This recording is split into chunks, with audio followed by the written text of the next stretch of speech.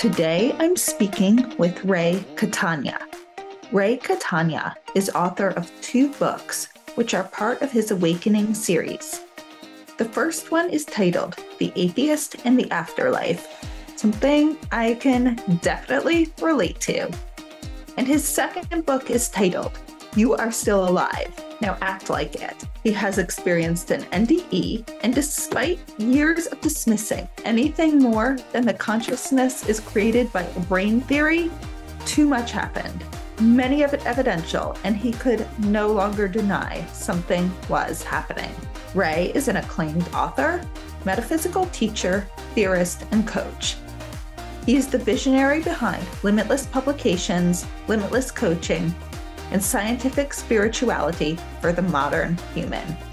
He absolutely loves science, and it's a really fascinating conversation to listen to how, like me, this materialist atheist had so much happen. He could not deny something absolutely inexplicable was going on about consciousness and how our world works. Hey everyone! I'm really excited to let you know about the science and spirituality salons I'm now hosting. During these intimate events, a scientifically verified psychic medium will give all of you readings, and I will give a talk on the science and evidence that changed my mind about an afterlife. This will also be an amazing opportunity to get to meet some of you in person or virtually, and to share more about all the science and data that transformed my worldview and got me through my worst days. These can be hosted in your home, in a nearby cafe with a private room, or they can even be virtual. I've hosted a few already, and they were really special, fascinating, emotional, evidential. So if you're interested in getting a small group together over dinner, brunch, drinks, coffee, to learn more about the science and to get evidential medium readings, send me an email at hello@WTFJustHappened.net and put science and spirituality in the title. Welcome to What the Fuck Just Happened. I'm your host, Liz Enton. If you listened to the intro, you know my story. If not, here's a brief summary. I'm a sciencey-skeptic, and when my dad died, I took a shot in the dark and decided to investigate if there was any possible evidence of an afterlife. I assumed that was as realistic as Santa Claus, but I was desperate. However, I was so blown away by what I discovered that I wrote a book and launched this podcast. In this podcast, I'll be talking to some fairly normal people about some really weird shit. I speak with everyone from psychic mediums and afterlife researchers to ordinary people who've had some inexplicable experiences. So come, listen. There's no need to draw any final conclusions.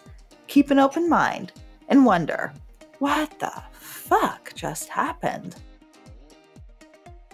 Hi, everyone. Today I am speaking with Ray Catania. I think as soon as you hear a little about him, you will completely understand why he is on this podcast.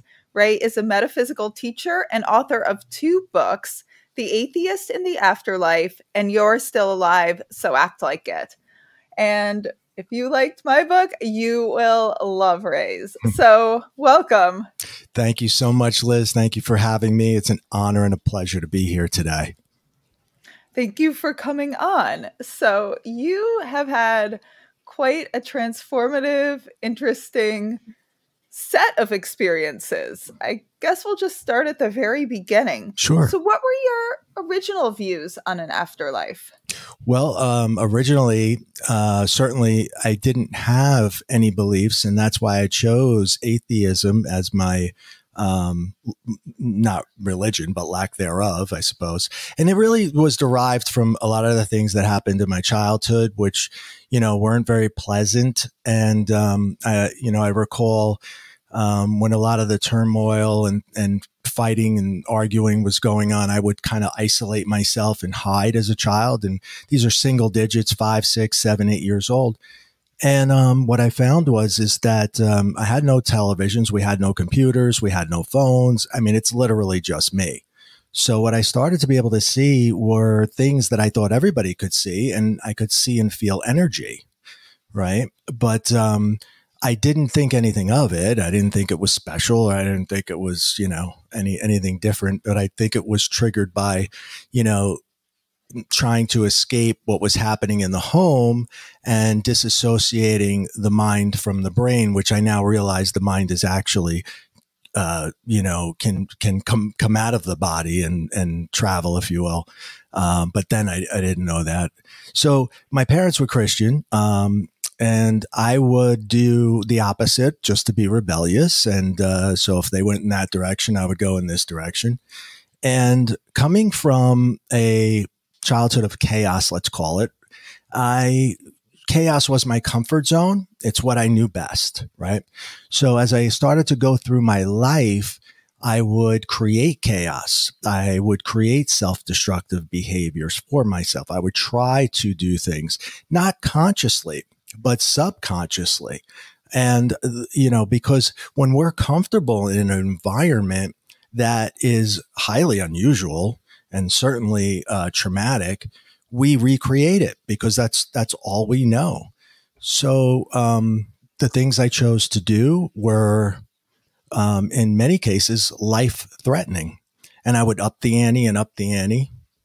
And at the age of 20, it was when I had an NDE, or an actual death. It was, I was 20 years old. I'm still living at home with my parents. And I was sleeping in my bedroom, which is located just above the kitchen. And apparently what had happened is there was a gas leak from the stove, and it had been leaking for hours. We don't really know how long. So I was inhaling the gas fumes. In the morning, my mother came down, turned on the stove, I guess to make breakfast or whatever. And the flame just it was a little explosion, and the wall caught on fire, but it wasn't very big. It wasn't the fire that harmed me. It wasn't the smoke. It was the gas. Everybody forgot about the gas. So I was sleeping in my bed, and I hear the fire trucks, and I hear the commotion downstairs, and I know something's going on, and I need to get out of bed and find out what it is. But when I try to get out of the bed, I find that I can't move most of my body. I can't move my legs. I can't get my head up off the pillow, and I can't feel my face. So I can't yell. Very few parts were working, so to speak. And my right arm was one of them. And I started to pull myself to the edge of the bed. But as I got closer, I would pass out again. And then there would be a loud noise. It would wake me up, and I would go, oh my God, I got out of this bed. And I pull myself closer and pull myself closer.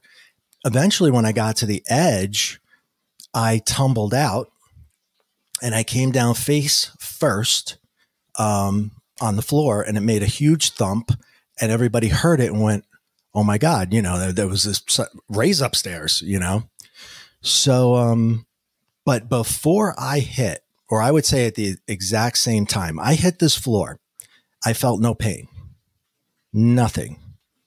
And I knew I hit it. I felt that I hit it. I just didn't feel pain, which was highly unusual.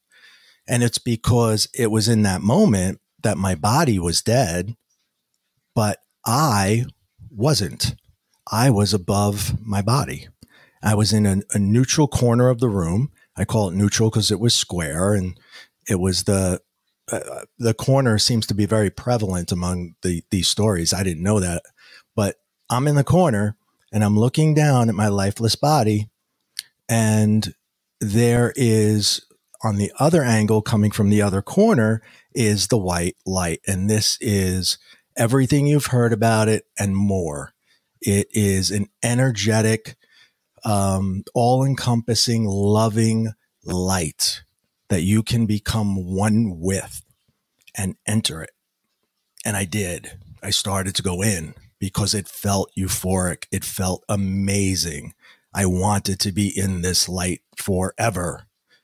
And there was a being at the end of the light that was reassuring me, saying, it's okay, Ray, come into the light. It's okay. And they had no body. I don't know who that was. It starts to make sense a little bit more later, but it's not a person, so to speak. It's more of a guide.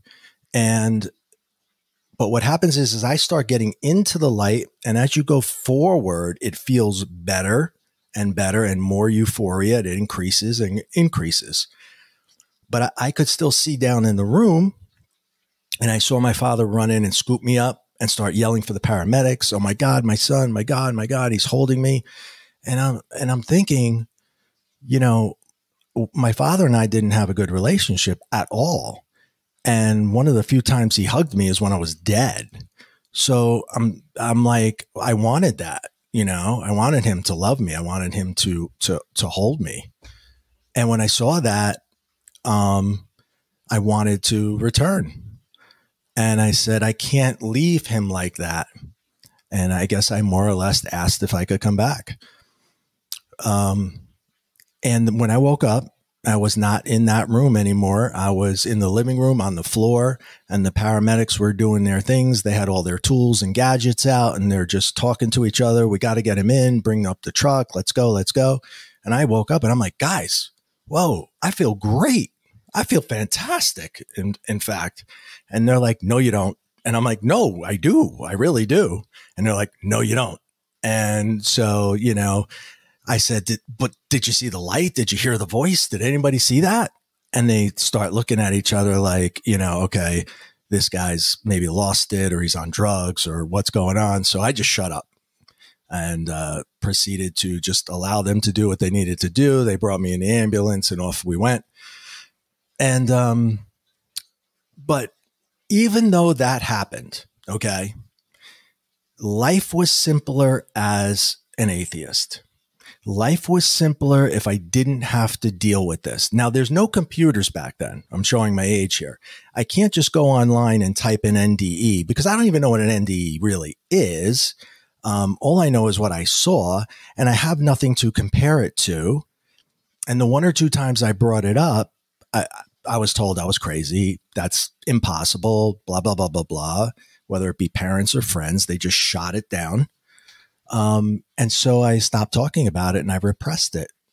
And what happened is they weren't going to allow me to suppress it, but I did the best I could by doing this. I justified it, right?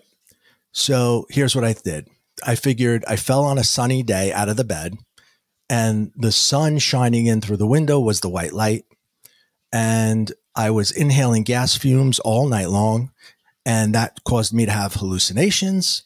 And there's my NDE right there. And I could put it in a box, and I could put it away, and I didn't have to think about it again. However, on the other side, now remember, here's a kid that can see energy due to trauma of trying to get his brain out of his body and somehow doing it. And then having an NDE at 20, crossing over, coming back, they come with me.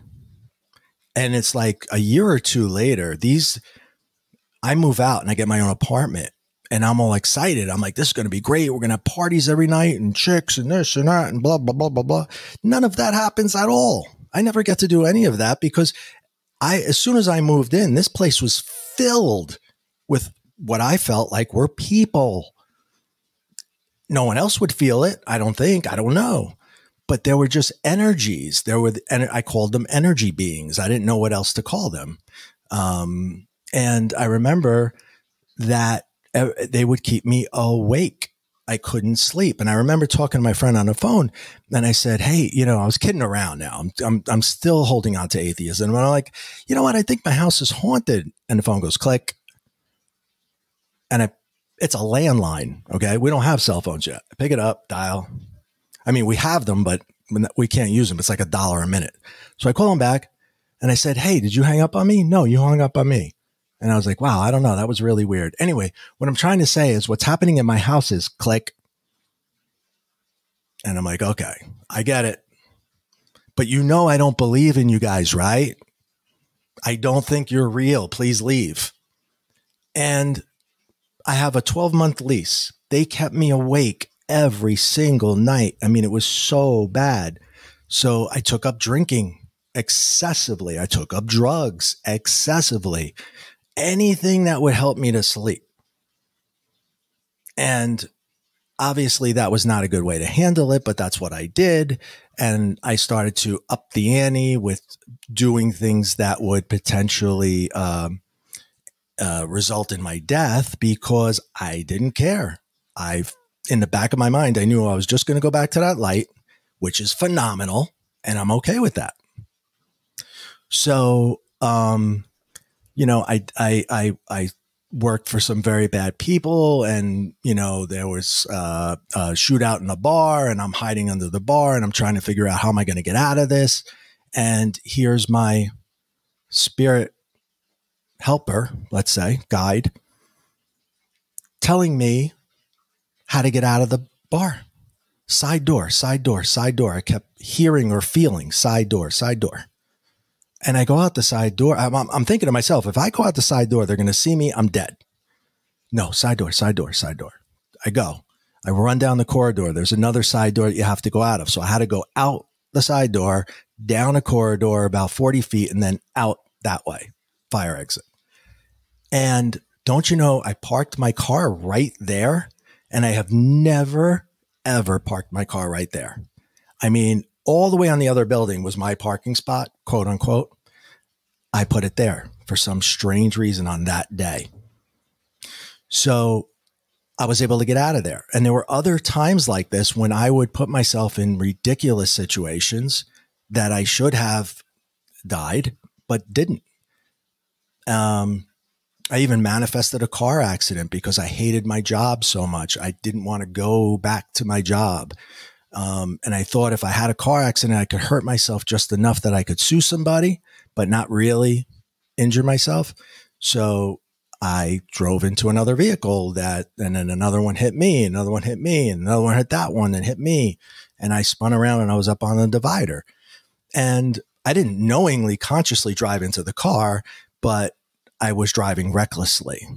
So I'm saying I caused it, but I didn't consciously do it. This is subconscious causing chaos again. So again, my car's spinning and spinning and spinning, getting hit and getting hit. And I make it stop, please make it stop. And I hear, you know, under the dash. I feel like I have to get under the dash.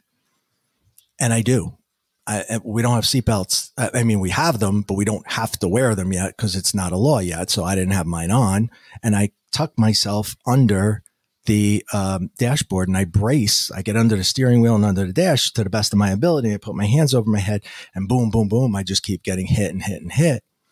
And when it finally stopped, I remember the police officer was a woman and there was another guy on my right and she was on the left. And she said to him, "Is he with us?" And I'm like, oh my God, they think I'm dead. And so I tried to like raise my finger and just go, you know, her. And they saw that. And next thing I know, again, off in the ambulance, there I go. And so, I move out of the first apartment into the second and I leave 2 months early on my lease because I can't sleep. And I get into the next one and I'm like, okay, this one's going to be it. This is fine. This is not going to be crazy like the other one because I think it's the apartment. I don't think it's me yet. But when I move in, the same thing happens. So it's not the houses. I could have went to Siberia. They're coming with me wherever I go. I'm haunted. Now, what do you do with that? So am I insane? Am I not insane? Okay, let's just drink more and use more drugs. And that got out of control, but it would allow me to sleep and it would allow me to ignore them. And I don't want anybody to find out that I'm insane. So I don't speak about them. I don't talk about them. I know they're just there. I ignore them and we get on together in that manner. So it wasn't until I got married, my first marriage, I was around 30 and I had 2 kids. And they were my boys. And, I willed these boys into this world. It wasn't, it was something I really, really wanted. And, then it hit me. I can't live a life of chaos because I have two little humans that are responsible. I'm responsible for their lives. So even if I don't care if I die, they do. So I can't live this lifestyle anymore. I have to get out of this completely. So I change every aspect of my life. I go back to college. I get my degree. I check myself into rehab first. And I just drove myself to rehab. Like, who does that? I drove myself to rehab. Said, don't let me out. And then after college, I got a real job. I got a quote unquote real job. I did really well. I moved up the ladder. I came back to New Jersey. I did it again, went to a large company, moved all the way up the ladder. So I was really, I was at the top of my game. Things were great. Unfortunately, that marriage fell apart very quickly. But everything else was just, really kind of coming together. And we had this sort of like an agreement, I guess you could say, like, I'm not going to talk to you. I've been ignoring you for 20 years. I'm still going to ignore you. And so it was less, right? If you're not going to talk to them and they know you're not going to talk to them and you're not going to help them, eventually they're going to leave you alone. So this is where I'm at this point in my life. And I say, well, maybe I should try dating again. I mean, it was a long time since I had any like serious relationship. I mean, there were little things here and there, but nothing serious. And so I went online to find a partner, which is what we do nowadays, right? We go online. And when you go to one of these websites, they usually give you 4 or 5 choices. So there were 4 women that came up that lived in my area. And then I saw the picture and I was like, oh my God, that's her. That's my wife right there. That's my next wife. That is my wife. That is the person I should have married. That's her right there. And, so I joined the site immediately and I write one email to her and I tell her, I joined the site because of you. I'm sending one email only. And that's because you are my wife and you just don't know it yet. Okay. I really am insane. No, that email, it's in your book. Everyone needs to read this. It was so charming and so fun.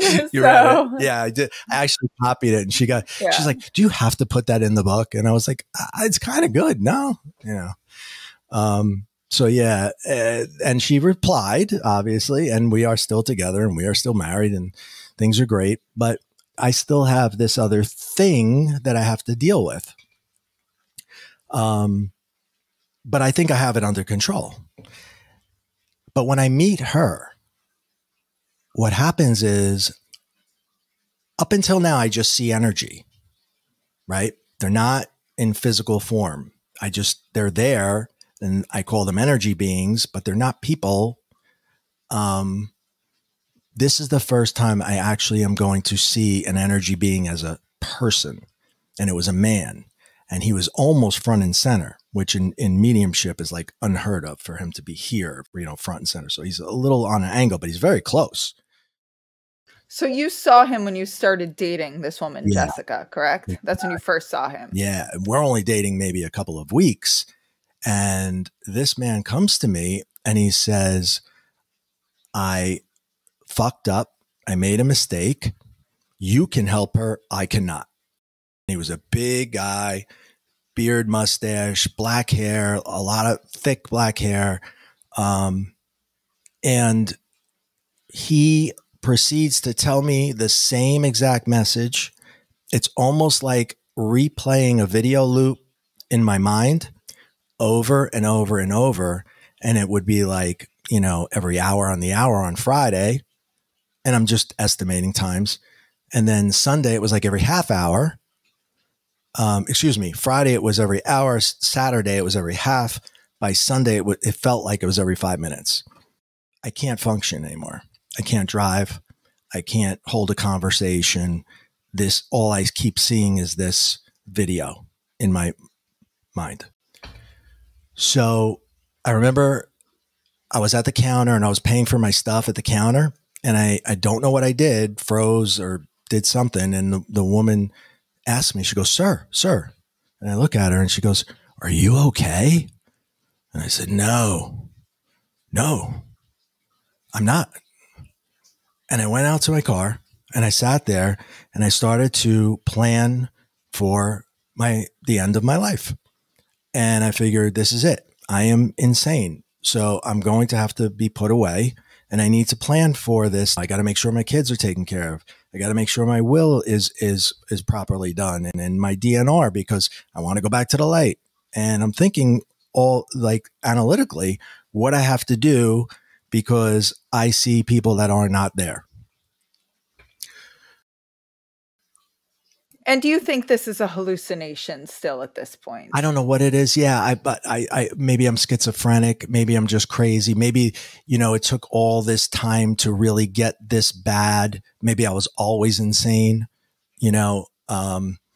so I have to tell the woman that I love, that I'm going to marry. And I have to somehow kind of like let her know that, I'm sorry, but this is what's going on.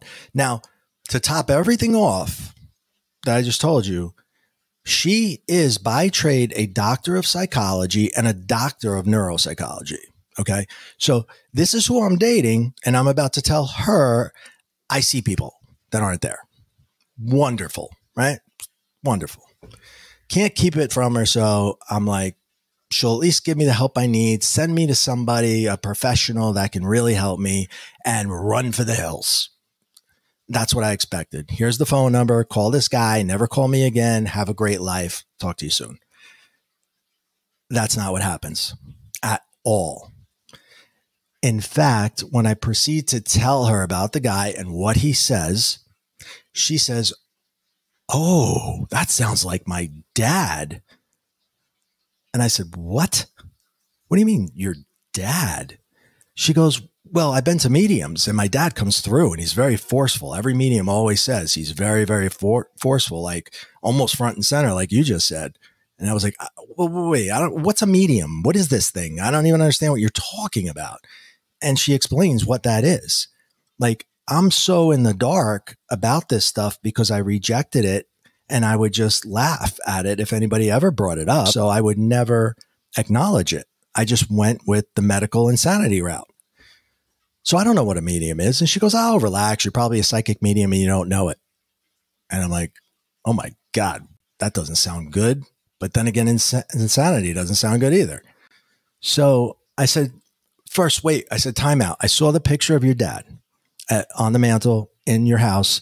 It does not look like that guy at all. This guy, beard, mustache, dark hair, thick dark hair, stocky guy. That guy in the picture was much lighter, didn't have any facial hair. It's not him. She goes, no. You don't understand. That picture is like 25 years old. Let me show you what he looked like on a day-to-day, and goes through her phone and proceeds to show me a photo of the man that's been speaking to me. And I'm like, holy shit, you know that guy? And she's like, that's my dad, silly.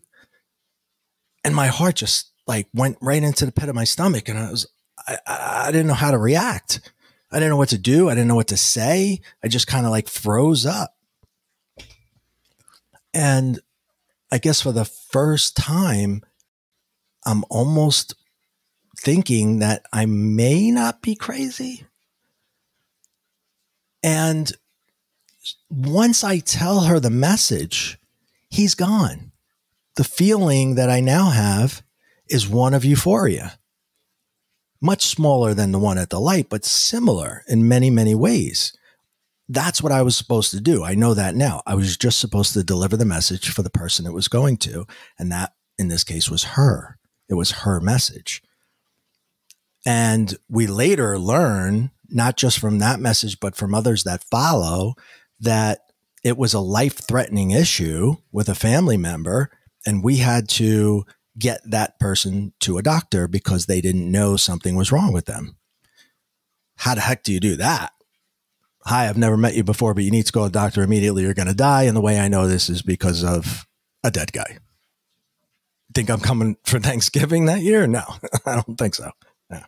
So, we devise a plan, we put it together. This is all in the book, and we kind of get it done, and it works.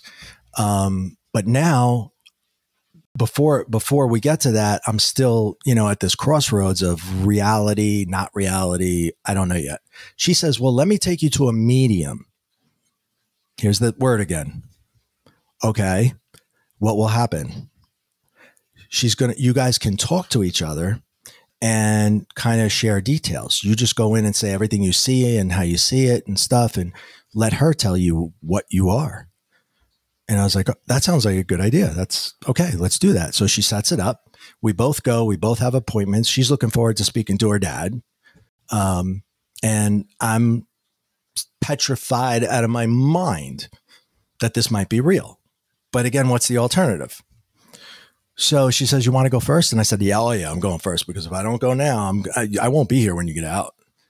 So I go in, I sit down, and she says, I say, hi, my name is Ray. And she goes, oh, you're that Ray. And I was like, I don't know. What is that? What is that? She goes, just tell me your story. And I said, oh, okay. I think I'm crazy. And she goes, that's what they thought I was. Tell me more.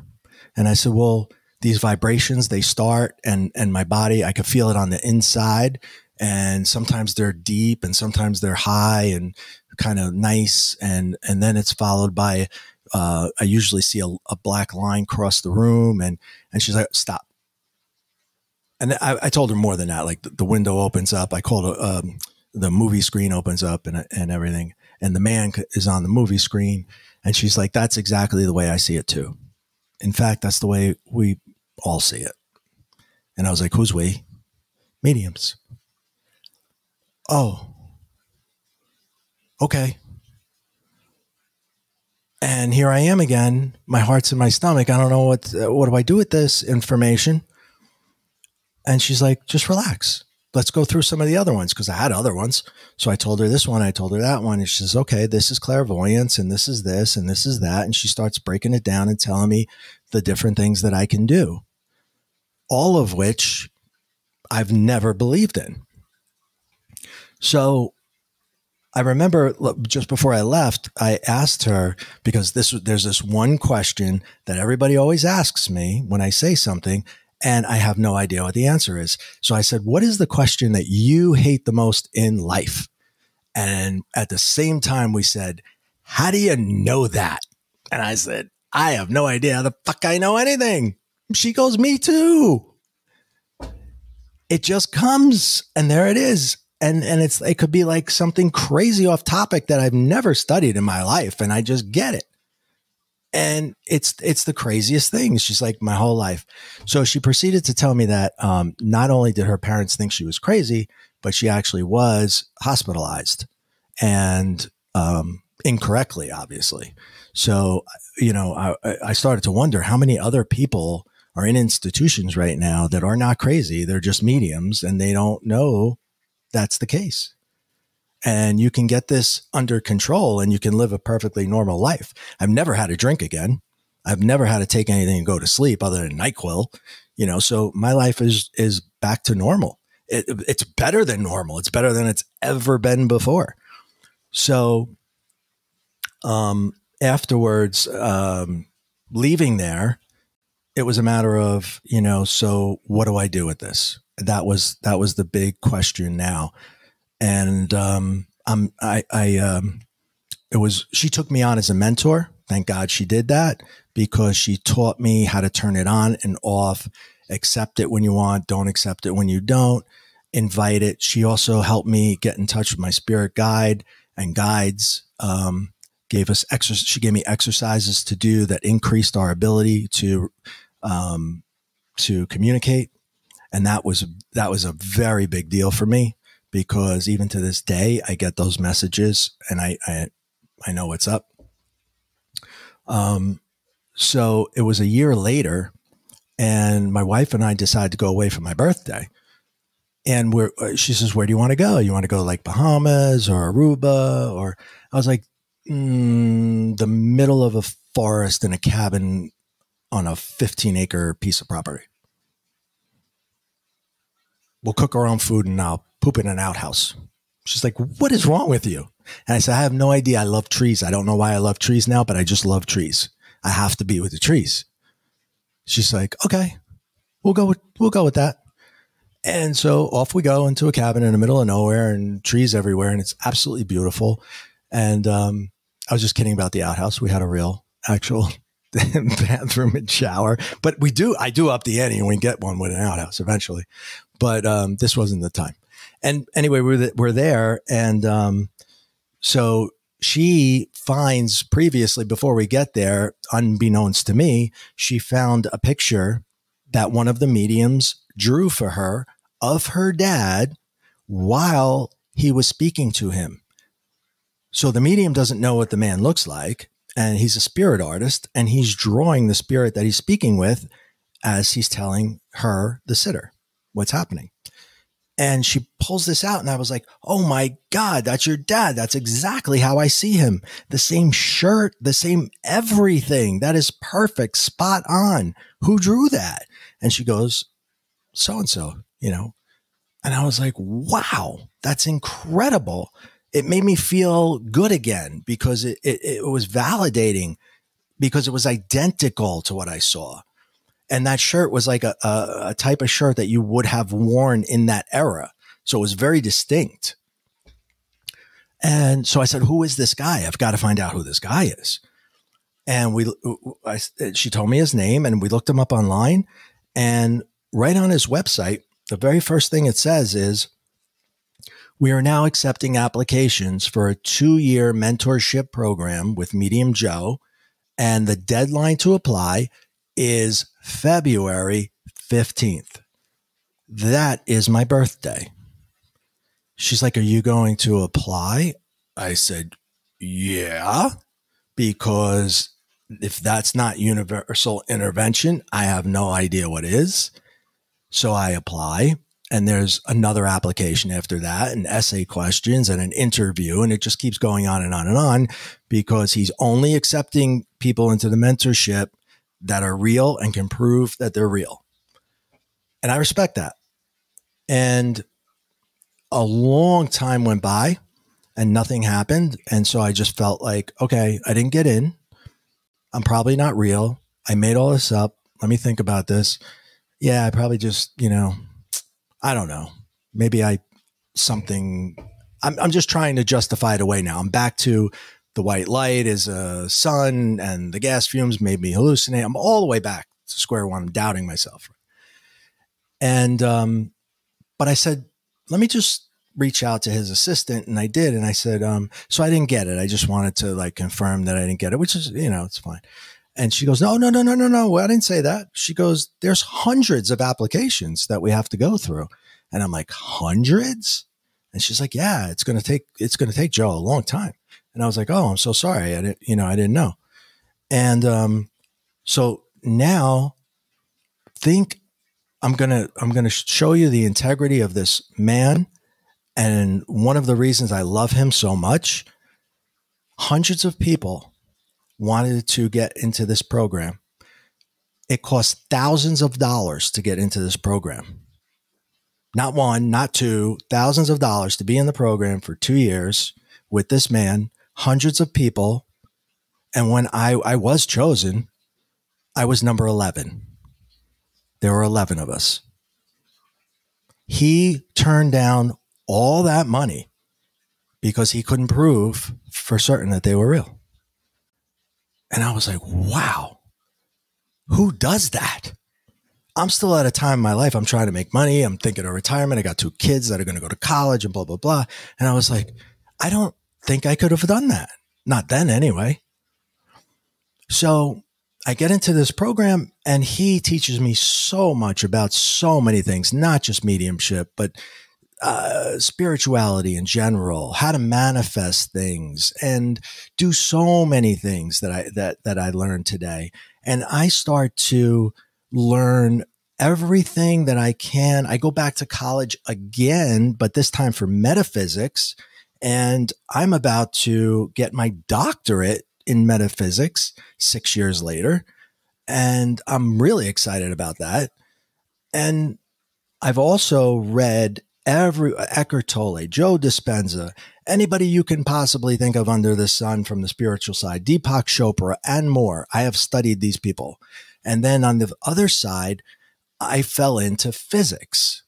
So I studied Einstein, Niels Bohr, Tesla, and all those rock stars, you know, Oppenheimer, Hubble, you name it, and what they discovered, and how quantum physics makes sense of much of the spiritualism that we use every day.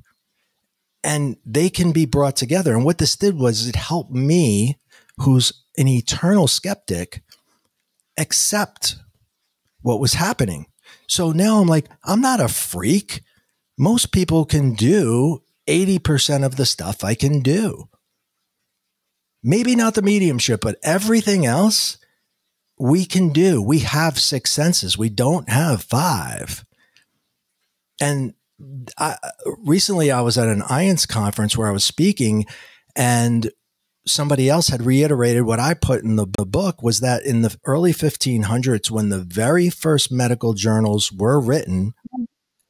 May I clarify? You said an IANS or IANS? Is the International Association of Near-Death Survivors.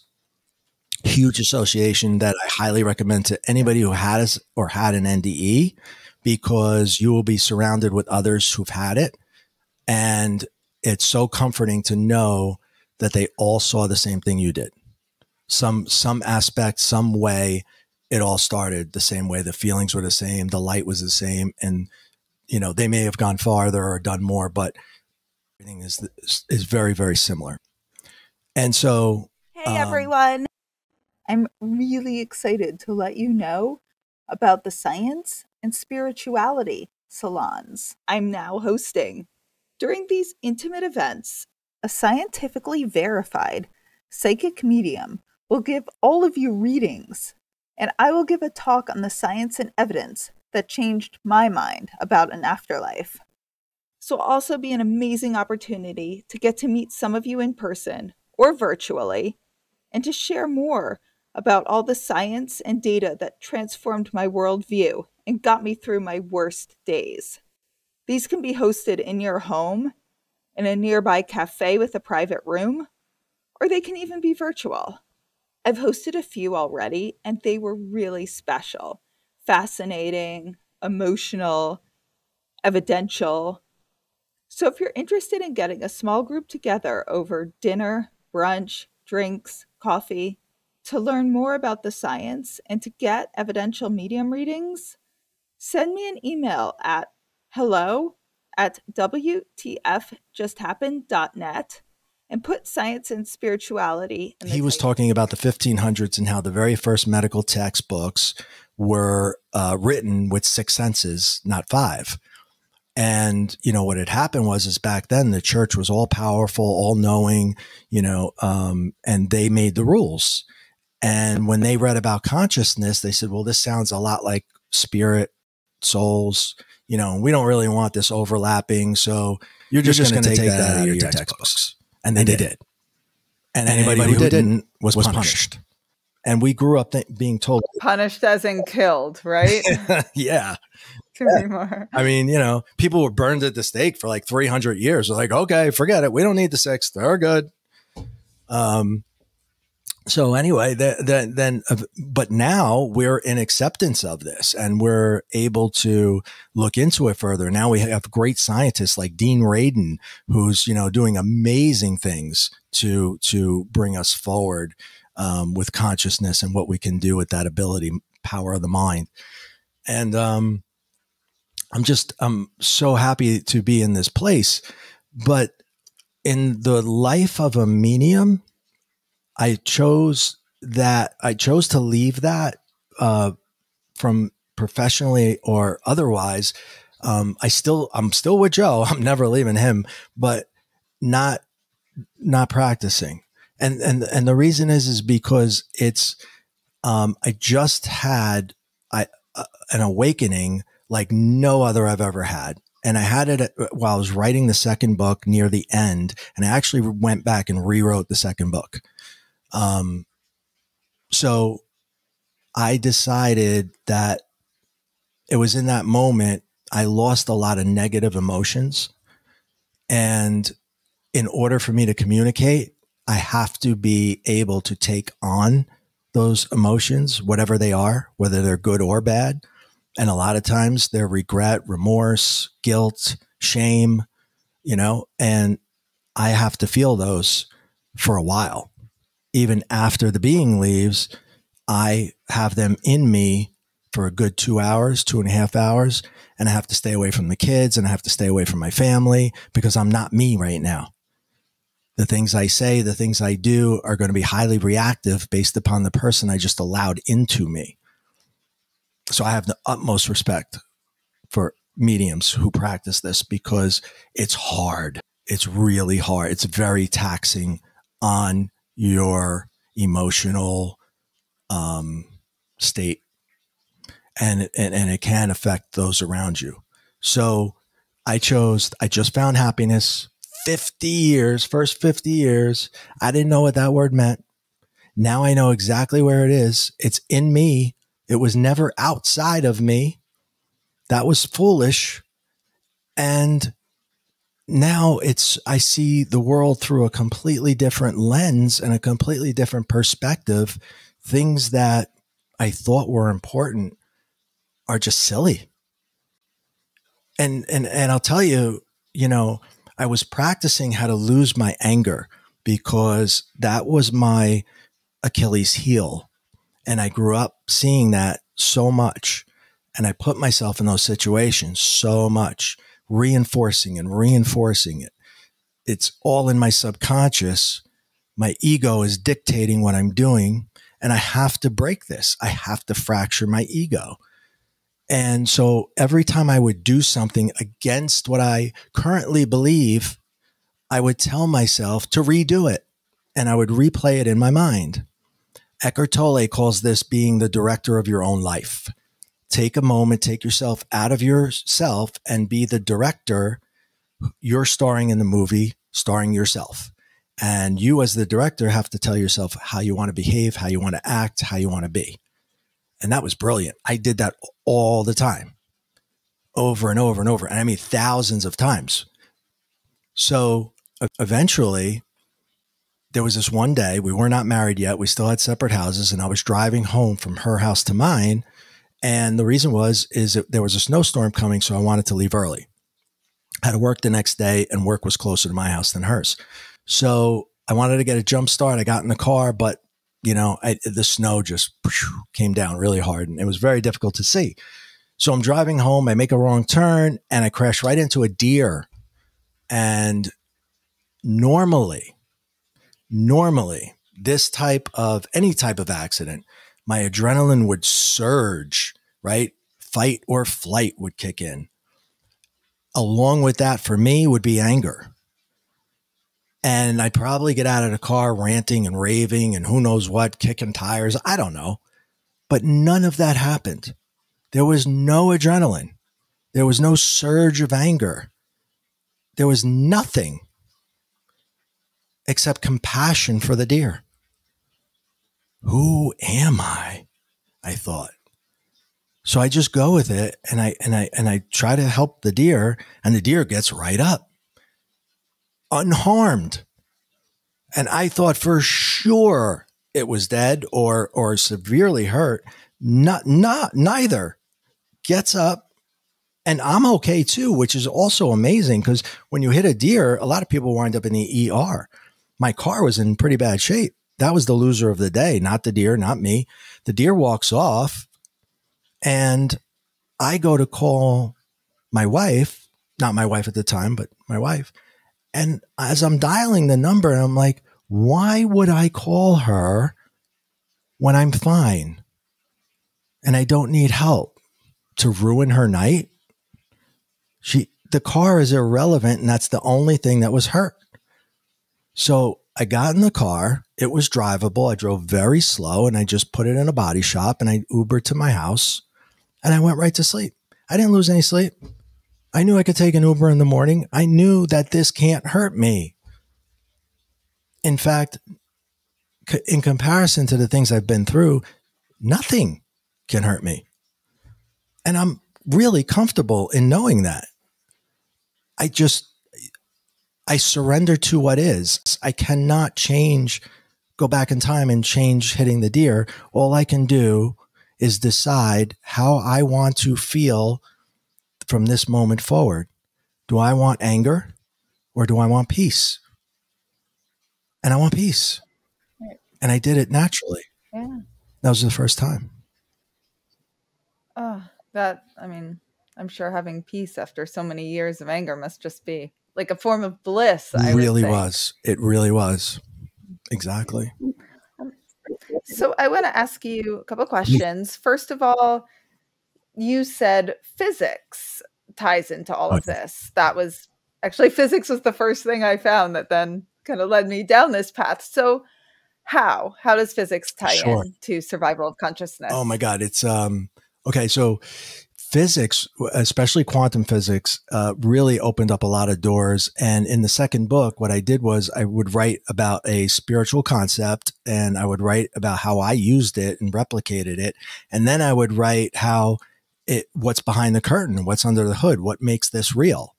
Because I thought people would like it that way. I knew it helped me. So I'll give you one example is the laws of attraction, right? The laws of attraction, the laws of vibration. The entire universe is run on energy, frequency, and vibration. Tesla had it right on point. And everything responds to energy and frequency because it is another energy on a different frequency. And when you go into a meditative state and you begin to think of the item it is that you need, and this doesn't have to be an item, it can be anything, but I'm going to use money as an example because everybody gets that really easy. I don't mean the money, I mean the concept. And you can put yourself on that frequency, and like attracts like frequencies. How do we know this? If I dial your cell phone from my cell phone, yours rings because they align on the same frequency. If I want to listen to the radio, the satellite dish is picking up the frequency, transmitting it to, remember the old fashioned radios with the dials, right? You had to get it right on point. Otherwise you weren't getting it. You weren't getting it. If you're just a little off, you got static. You didn't get your song. You didn't get your information. But when they aligned, you got exactly what you wanted, right? This is how it works. So I had an instance where I had miscalculated my son's college fund money exactly $10,000. I was short. And the lady called me and he was going to school in just a couple of days and he was on campus. So, and I didn't want to tell him he can't go. There's just no way that was happening. And my mentor had just taught me how to manifest through meditation. And I wasn't buying it. Honestly, I wasn't, not yet, not in that moment. I was like, okay, this is cool. Maybe it works. Maybe it doesn't. But I had no choice. I didn't have the money to send in. So I was like, okay, let's see if this works. And I went into my meditation and it consists of ahs or ohms, listening to them, saying them, getting your frequency right, trying to get it into a resonant frequency which is a relaxed state of being, our natural state of being where we're in harmony. And then we proceed to go do what I call an attitude of gratitude, which is say all the things you are thankful for. This will raise your frequency. This will raise your positivity. This will enhance everything in what you're about to ask for. And I don't ask, okay? We don't ask. We are co-creators of the universe. We are equal to, not less than. Not please, please, please, can I have? I need $10,000 and I need it now. We're partners. I need 10,000. I need it now. I need 10,000. I need it now. I will have 10,000. I will have it now. I need 10,000. Thank you for the 10,000. Thank you for the 10,000. It's past tense. I believe this with every fiber of my being that I am getting this 10,000. I know the universe is my partner and I know it's going to deliver. Well, I get nothing. Not a thing. And it was around 5 o'clock. My mail comes late and my son brought the mail down and I looked at it and I went through it really quick just to see what was in there. And I saw that I had a tax bill from my accountant. I had just done my taxes and I said, partner, you're not getting this. I need 10,000, not pay more money to anyone. I need 10,000. I need it now. So I threw it aside. I didn't look at it. And the next day I did it 6 times. The advice was do this twice a day for 90 days and you will either have the item or you will be shown the way to get it. But I can't wait 90 days. I don't have 90 days. So I'm doing it 6 times a day. Do my odds, do my ohms, do my attitude of gratitude. I need 10,000. I need 10,000. I need it now. I need 10,000. Second day ends. Nothing at all. And I'm starting to get bummed out, but I can't give up. And I start to think, who can I borrow from? Who can help me out? Who can spot me 10? And I'm going through these thoughts and I decide to pick up the mail and I open it and I start reading the letters in the mail. And I get to the one from the accountant and I might as well see what the damage is. And I open it up and he does the same thing every year. The first letter is, thank you for your business. You owe me X amount of dollars. Okay. I put that one aside. That's never the bad one, but it's not good. And I open up the next one and it says, dear Ray, you have overpaid the government $8,200 and something cents. And I was like, are you fucking kidding me? And I put the letter down and then there's another letter. And the other one says, you've overpaid the state of New Jersey $1,800 and something dollars and something cents. That is 10,000, just over 10,000. And I gave it to you on the first day, dummy. Like, I'm so sorry. Wow. I am so sorry. And I got dropped to my knees and I wept. And I was like, I will never doubt you again. And that's a true story. And I did it 4 more times thereafter. And then I stopped because I felt like I was being greedy. And all 4 are in the book. And it's really, it was amazing. It was amazing to see how that worked and understand how it works under the hood too. Wow. I'm like, okay, can I go try for $1 billion? That's a good question because I get that a lot. My own son, he says, why don't you ask for $1 billion? And I said, because I can't believe it. I can't conceive $1 billion. I've never been in the presence of $1 billion. So if it's an amount that I can't digest and accept as reality, as my reality, I'm not going to get it. But if I use a number that I can conceive, then I will get that number. And it's very good to be very specific so that you can really acknowledge and know when you've received what it is that you're looking for. So don't make it like an ambiguous number. I just need enough for blank, no, you need 10,000, you need 20,000, if you can conceive 500,000, great, go for it. And then when you get the 5, then you can ask for $1 million because you can conceive it, right? So you can build yourself up, but don't start at a super high number because unless, I don't know, maybe you have a friend who's a billionaire and you've been on, you've been exposed to that, but I never was. So it's those little tidbits of information are also in the book, the things to watch out for, how to think, how to ask, and what not to ask for.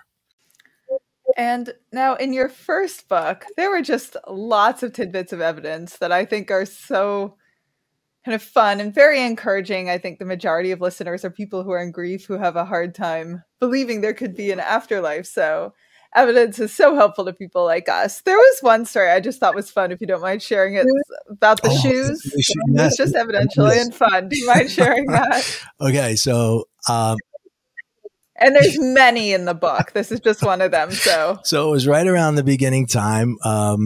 This was one of the stories that or I should say, premonitions that I got that I took to the first meeting I went to. Her name was Bonnie. And it wasn't just the story of her dad, but I had other ones that I shared. And this was one of them. And what happened was, before I met with Bonnie, I got this message. This man came to me again, who I have no idea who he is. And he's divulging information that is for his wife. And he specifies that it's for his wife, but I don't know who his wife is. And he wanted to tell her very prevalent information. And I took it all in. And just before he left, he did this, which I now know I should do this. Give me something evidential that she'll know that no one else will know. But he said, remember the silly shoes? And I'm like, okay, I don't know what that is, but I will say it. Now, of course, I'm not going to say it. I'm going to give this to my wife and she's going to deliver it because I'm petrified of anyone knowing this comes from me. And I said, don't say it came from me. I don't want the neighbors to look at me like I'm nuts. Okay. You spoke to your medium friend. They gave you this. That's where it came from. Okay. Okay. So she goes, she has dinner with a woman. She tells her everything. The woman is in tears because she needed that information. She needed that closure that he gave her.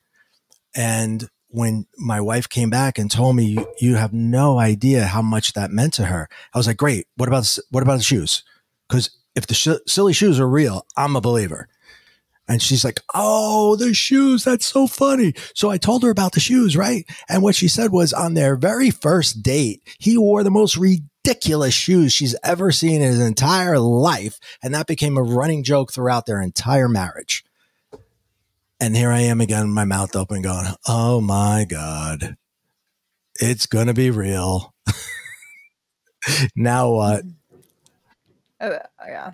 And how had you known who this person was? You described him to Jessica, and Jessica realized. Yeah, because I didn't know, but I always took it to her to see if she would know who the person was. She knew exactly who it was. I mean, exactly. And then told me what he looked like. And I knew what he looked like. And I'm like, that's the guy. So whoever his wife is, that's who this is for. It's amazing, actually. Crazy. So I always like to ask, of everything you've experienced, what would you say is your biggest what the fuck? Evidential or whatever comes to your mind with that question. To be, this, it may sound cheesy, but it's the most recent spiritual awakening that I had where I did not have anger. And it was the day after that car accident. I went to my my acupuncturist. I was at work and she's just right across the street. So I took a lunch break and I went to her and I was telling her the story and she's like in tears. She's like, that's beautiful. And I'm like, yeah, but I have so much anxiety because, and she's like, why? What could possibly be wrong with that? And I said, no, it's not wrong. It's just, I don't know who the fuck I am anymore. And I literally had to relearn who I was. Because the normal emotion that I would always go to is now gone. And that was my biggest moment, but because it literally changed the trajectory of the rest of my life. I quit that job because it didn't align with me. Not because the money wasn't fantastic, not because I wasn't getting benefits. I mean, it was all there. It was the package. It was the job anybody would want. And I just said to my boss, I can't do this anymore. And he's like, I didn't see that coming. I said, neither did I, bro. Neither did I. And I just walked off to be an author. And trust me, you don't become an author to make $1 million right off the bat anyway. Not right away. I'm trying to manifest that, I guess, right? I need $1 million. I need $1 million. So, that was it. That was the moment. And you're so interested in the scientific aspect. Have you participated in or thought of participating in any of the research, such as the research being conducted at Division of Perceptual Studies at the University of Virginia?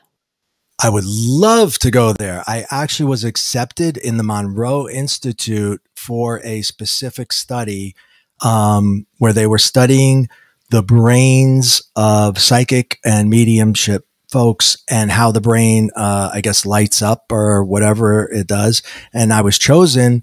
And then unfortunately at the last minute, I could not go. I don't exactly remember why. Something came up in our lives. And, but I was so excited to be there. And I also emailed Dean Radin. I'm like, if you ever need anybody, I'm right here.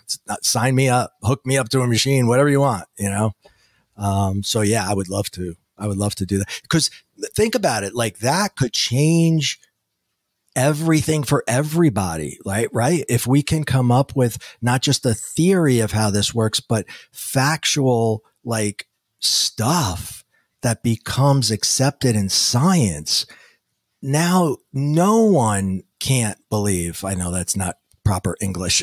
No one can believe. Everybody might believe, and we could change the world, but that has to happen first. Now, I'm going to ask you a question along those lines. I don't expect the right answer, of course. How mechanistically do you think this could work? Because that's what I always hit up against. What quantum particle substance could this consciousness be if it's not only firing neurons of a brain? What do you think? That one. Okay. Well, I have what I think. So the brain creates the mind, but the mind controls the brain. And it also controls all of you. And it also controls things around you. And we also know that that mind, which is created by energy and is energy in and of itself, and can emit frequencies based upon the thoughts. Now think about how powerful this is. So you're emitting a frequency. How many times have you picked up the phone and you said hello, and it was the person you were just thinking about 2 seconds ago? That's not a coincidence. That's you sending out that person. You were thinking of the person. The person picks that up, and then they called you. So that's one of so many examples that I could literally give you that are very definitive, very, very definitive, that we can communicate, and we don't need our 5 senses to do so. And once you really, really get into that higher realm with your mind, you can use all your senses in the 6th one. So you can elevate yourself to where you're only using the 6th, right? But in that transmission of information, when I'm talking to Jen's dad, I can shake his hand. Not everybody I could do this with, but him, I could feel touch. He put his arm around me one time. So that's another sense that I took in a different realm of reality. And we can do this. And that, I think, if we can really somehow, some way prove that, I think that would be a huge step for all of us. Oh my God. Did I answer your question? I'm not sure if I went off track on that.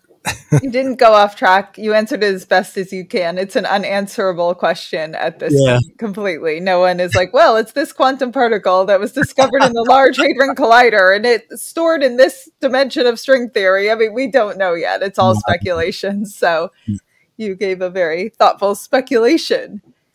And now, what words would you have for someone who thinks like you used to, or I used to, just thinks the concept of an afterlife seems almost impossible, but they've recently had a loss, or they might be terminal themselves? What is something you would say to someone like that?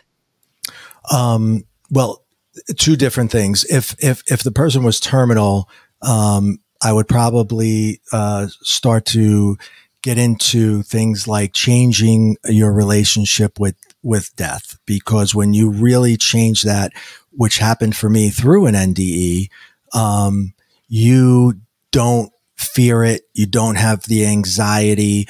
There's a restful feeling of knowing. And I guess, this could go for both people, right? If you just lost somebody, but yet you understand that it's not the end, and here's why, and here's how we know that it really isn't the end. It can't be the end.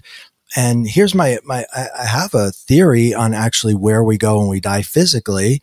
And that is, this is due to the, first law of, thermodynamics. And it states that all energy cannot cease to exist. And no new energy can come into the universe, and it can cease to exist. So therefore it's always recycled. It goes from one form to another form to another form. Now that's science. That's no woo-woo stuff. That's fact. So if we are of the understanding that our consciousness is energy, right? Then it has to go somewhere when the body dies. It must. There's no ifs, ands, or buts about it. That's proven scientifically. Our energy must go someplace when we die. So I just started thinking, well, we have this energy that it emits from us and the body dies. So where does it go? And then we also have this other energy that takes up about 69% of the universe called dark energy. And we don't know what that is.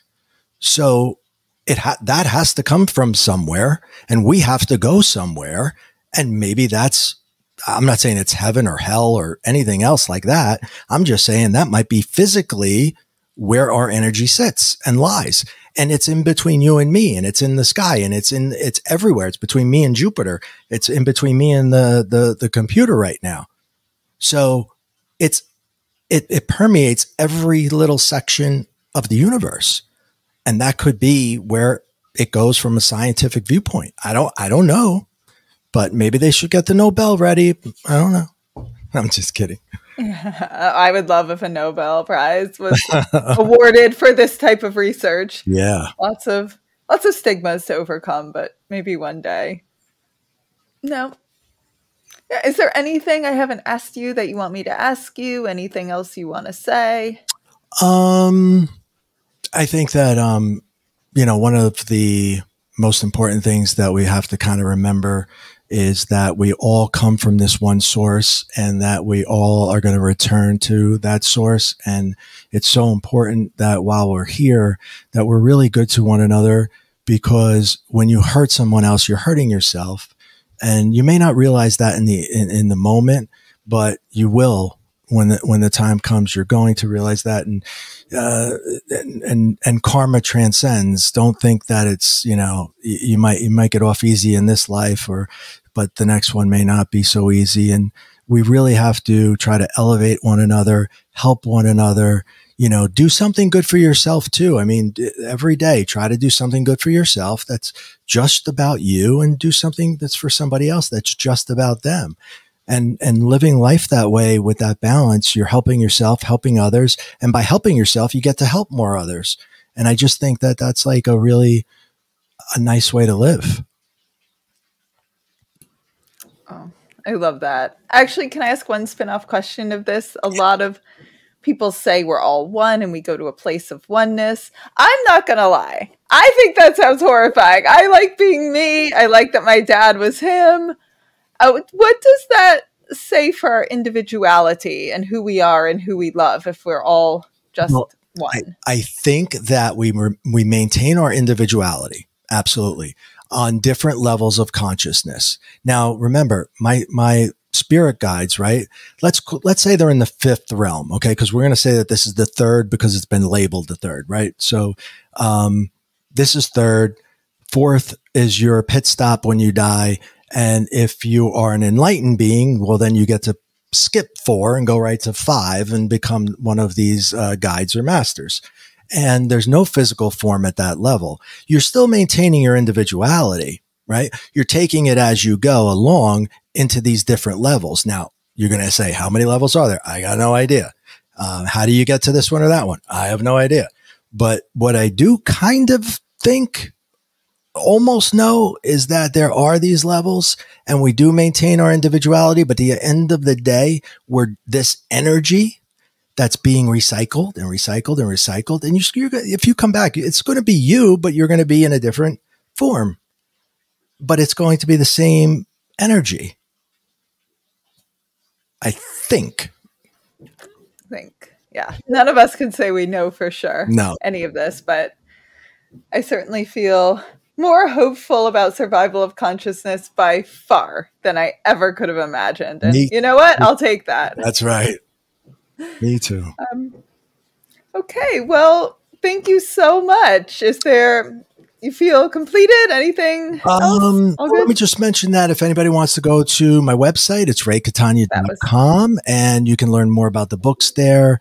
They're available in most formats in most countries, anywhere books are sold. And in addition to that, I'm going to be rolling out a new website, which will have more online classes and opportunities like that. And of course, if you want one-on-one coaching, I'm always there for that as well. And I thank you so much for this time, Liz. Thank you for having me. And I thank you so much. You ever wonder what mediums do with their free time? How about a 30-something-year-old gay medium living in New York City? Well, in this podcast, you're about to find out. Welcome to Ghost Daddy, a place where LGBTQ plus spiritual people, and our cis-hetero allies, of course, have a place to just be themselves and spread their wisdom. This is the new face of spirituality. None of that love and light, toxic positivity crap. So pour yourself a vodka soda, open up your mind, and start listening. You can listen to the Ghost Daddy podcast anywhere where you listen to podcasts.